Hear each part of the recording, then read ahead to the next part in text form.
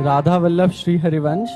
बाबा, मुझे 2.5 वर्ष की उम्र से डायबिटीज है। मुझे प्रिया प्रीतम कैसे और कब मिलेंगे? किसको? आपको? डायबिटीज को मतलब शुगर? शुगर, जी महाराज। तो क्या बच्चा तुम्हें प्रिया प्रीतम कैसे मिलेगी? हाँ, और कब मिलेंगे? सही बात। अच्छा उसको माला पहना। आ जाओ। अरे इतने छोटे बच्चे के हृदय में बात आई कि प्रिया प्रीतम कैसे मिले।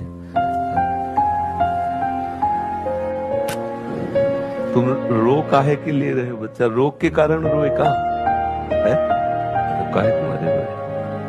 ये रोना काहे है? आ गए?